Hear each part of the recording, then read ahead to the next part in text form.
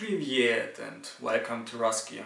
So this is gonna be the first actual gear video and it's gonna be about this beauty right here.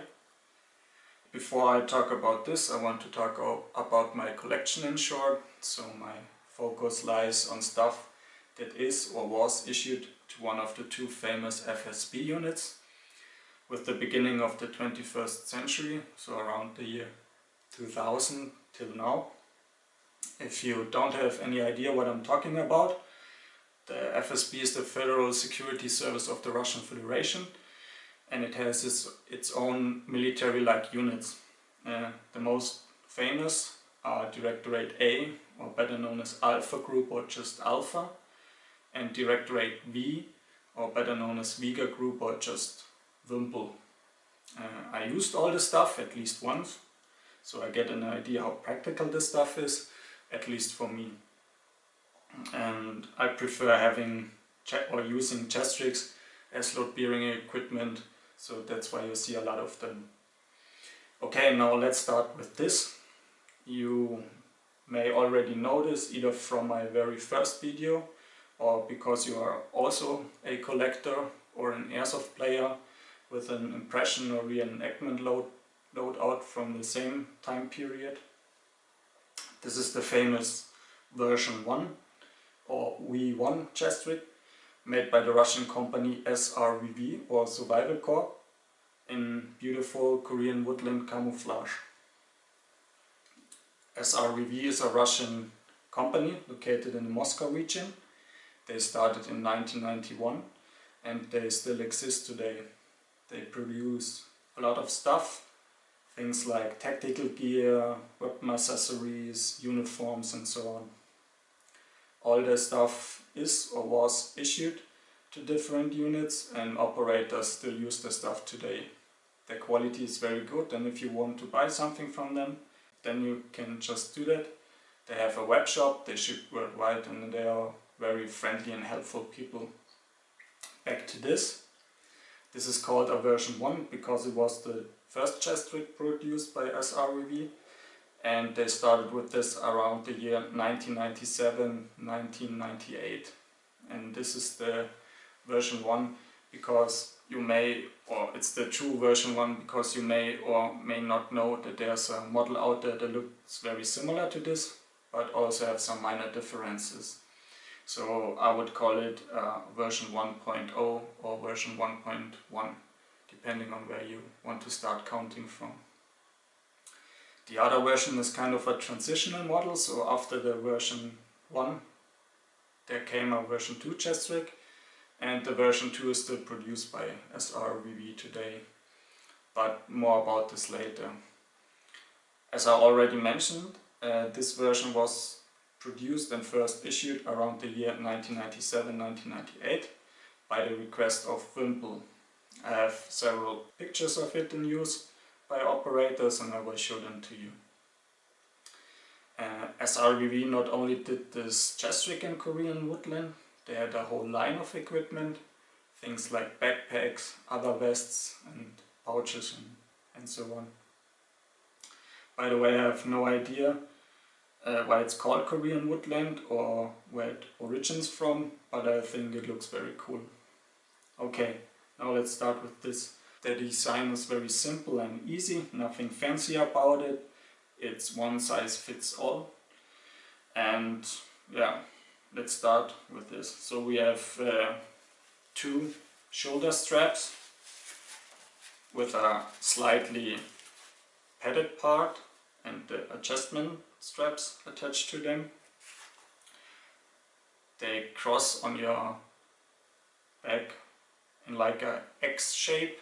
It's a very simple design. On the front we have plastic buckles. So a easy and quick way to attach or detach the shoulder straps. And a small Velcro patch for slight size adjustments. Next we have a small document or map pouch,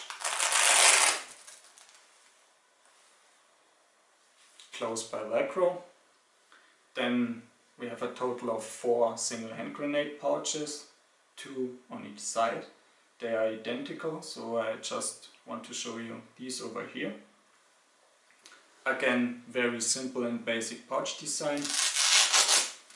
Flap and secured by a Velcro. A F1 hand grenade fits nice and tight in here. No additional straps or elastics inside here. On the bottom we have a water draining hole and the exact same features on this pouch.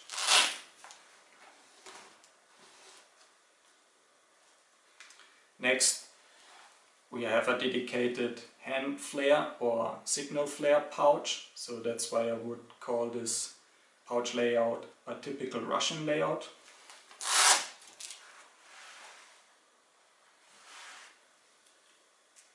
So this pouch is made for 30mm hand flare or signal flare. Again, simple basic design with Velcro and no water draining hole on the bottom. Then we have a total of 4 double magazine pouches. I only have AK-47 magazines here, so I'm not sure if other magazines fit also, but I'm pretty sure that at least AK-47 magazines should also fit. Again, very simple basic design. Opened and closed by Velcro and these metal push buttons, and a elastic strap around the pouch to keep your magazines nice and tight. Water draining hole on the bottom, and that's it. There are no stiffeners added to this pouch, so it's just the plain fabric. Over here we have another dedicated pouch. I think this one is made for the RDG2 smoke grenade or smoke flare. I don't have one here, so I just put 2 hand flares in here. Again, simple basic design, no water draining hole on the bottom. And then we have another 2 single hand grenade pouches over here. On the bottom we have a total of 4 belt loops, each one adjustable by push buttons. And down here, just to show you, I have a SRVV webbing belt, and this one is seen a lot together with this chest rig, and it is from the exact same time period. So let's flip it over.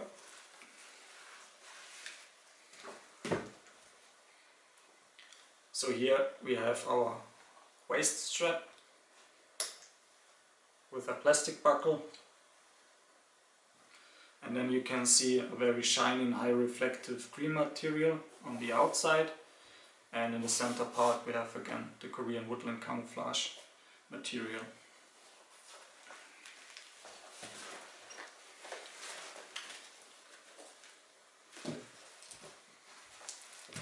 So I used this chest rig once, and I'm not a big fan of it.